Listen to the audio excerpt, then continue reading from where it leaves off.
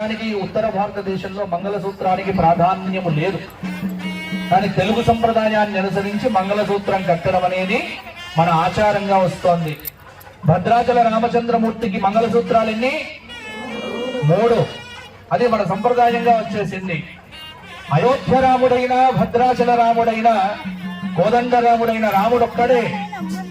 కానీ అయోధ్యలో ఉన్నటువంటి రాముడికి భద్రాచల రాముడికి సంబంధం ఏమిటి అంటే, అయోధ్యలో ఉన్నటువంటి రామయ్య 14 సంవత్సరాలు తిరిగింది మన ప్రాంతంలోనే తిరిగారు, గోదావరి నదీ పరివాహ ప్రాంతంలో. అందుకే రామ సంప్రదాయం, రామనామం, రామ వైభవం అంతా దక్షిణాదికి ఎక్కువ ఉత్తర భారతదేశం కంటే. దక్షిణాదికి రాముడు ఎందుకు ఇష్టం అంటే, రాముడు చూపించినది కర్మ మార్గం, ధర్మ ఆచరణ మార్గం, తాను అనుసరించి తాను ఆచరించి చూపించినటువంటి మార్గం. రామో విగ్రహమాన్ ధర్మ అని. కాబట్టి రాముడి యొక్క 14 సంవత్సరాల చరిత్రలో గోదావరి నది వెంట సంచారం చేసినాడు. అందుకే మన పేర్లు కూడా మనం అలాగే పెట్టుకుంటాం. ఎంతమందికి ఉంటాయి చూడండి, సీతారామయ్య, సీతారాం, సీతారామమ్మ, అలాగే సీతాపతి, రఘుపతి, ఎన్ని పేర్లు చూడండి. రాముడికి సంబంధించిన పేర్లు మన ప్రాంతంలో పెట్టుకున్నట్టుగా ఎక్కడ పెట్టుకోరు. కారణం ఏమిటి అంటే, రాముడు మనకు దగ్గర, రాముడు మనకు ఆత్మారాముడు. ఉదయం లేస్తే రాముడితోనే పని, రాత్రి పడుకునేదాకా రామనామంతోనే మనకు రోజు గడుస్తుంది. పిల్లవాడికి పాలిచ్చి కడుపు నింపేటప్పుడు ఏమంటుంది తల్లి? శ్రీరామ రక్ష, శ్రీరామ రక్ష. రక్షైనా రాముడిదే, నమస్కారమైనా రాముడిదే, ప్రతిదీ రాముడిదే. కాబట్టి రాముడు లేకుండా మన జీవనం లేదు. అటువంటిది 550 సంవత్సరాల సమస్య రేపటితో తొలగిపోయింది మనకు. ఇది మన అదృష్టం. కాబట్టి ఇంతకంటే భాగ్యం ఇంకొకటి లేదు. నేను అందుకే చెప్పా, 3 రోజుల నుంచి చెబుతున్నటువంటి మాట, మనకు ధర్మం కాపాడేటువంటి నాయకుడే మన నాయకుడు. మన హిందూ ధర్మాన్ని ప్రేమించేవాడే మనవాడు, గుర్తు పెట్టుకోండి. కాబట్టి ఇవాళ రాముడు మనకు వచ్చేసాడు, రామచంద్రమూర్తి మన దగ్గరికి వచ్చేసాడు అంటే కారణం, దీనికి ఎవ్వరు కూడా విమర్శించాల్సిన పని లేదు. ఎందుకంటే అందరికీ అతీతంగా విశ్వవ్యాప్తంగా రామచంద్రమూర్తిని అందరూ ప్రేమించవలసిందే. రాముడు మన ఆత్మారాముడయ్యాడు. భారతదేశానికి ఆత్మ రామచంద్రమూర్తే, గుర్తుపెట్టుకోండి. అయోధ్యలో రేపు రాముడు ప్రతిష్ట కాగానే ఈ దేశానికి శక్తి ఇంకా పెరుగుతుంది, ఇంకా పెరుగుతుంది. కాబట్టి అలా ఇంకా పెరగాలి. మనం మన ధర్మాన్ని కాపాడేటువంటి వారందరికీ అన్ని ఇవ్వాలి. మన ధర్మం కాపాడేటువంటి వ్యక్తిని మనం ఎప్పుడు కూడా కాపాడుకోవాలి. కుటుంబం ముఖ్యం కాదు, దేశమే ముఖ్యం. కుటుంబం కోసం నేను దేశం కోసం నా ప్రాణం ఇస్తా అన్నవాడే రాముడు.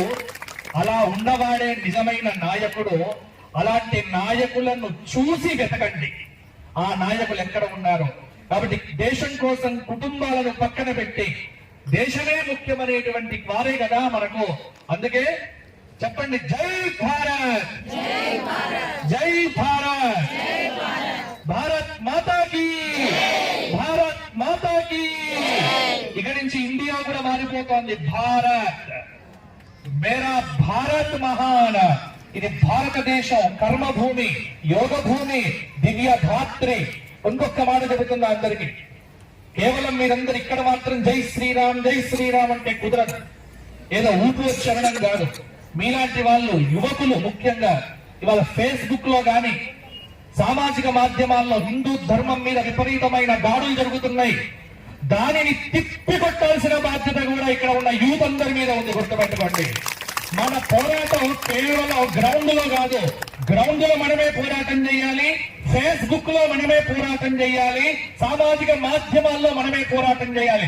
ఎప్పుడు హిందూ ధర్మం మీద వేలెత్తి చూపెడితే వాడి వేలును తెగ కోస్తే గాని మన ధర్మం నిలబడదు. ఆ బాధ్యత ఇక్కడ ఉన్న అందరిది కూడా. మనం ఎవ్వరికీ వ్యతిరేకం కాదు, ఏ మతాన్ని మనం కించపరచాం, అందరూ బాగుండాలి. కానీ మా ధర్మం జోలికి వస్తే, మా రాముడి జోలికి వస్తే, మా రామచంద్రమూర్తి జోలికి వస్తే మాత్రం ఖబర్దార్, మేమందరం కూడా ఒక్కటే.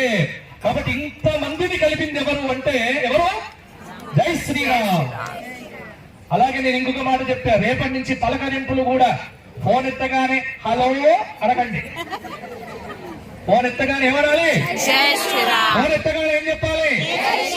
ప్రతి వాడు ఎప్పుడు ఫోన్ ఎత్తినా కూడా వెంటనే వచ్చే మాట జై శ్రీరామ్. ఇక నుంచి ఫోన్ పెట్టే ముందు కూడా బాగున్నావా అంటే, తిన్నావా అంటే, పడుకున్నావా అంటే అంతా రామమయం జగన్. ఇక నుంచి ఏదైనా రామనామ సత్య హే, రామనామ సత్య హే. ఆ మాట మనం పోయేటప్పుడు వినాల్సినటువంటి మాట. అందరూ నేను చెప్పింది పాటిస్తే పోయేటప్పుడు మన చెవుల్లో అదే మోగుతుంది.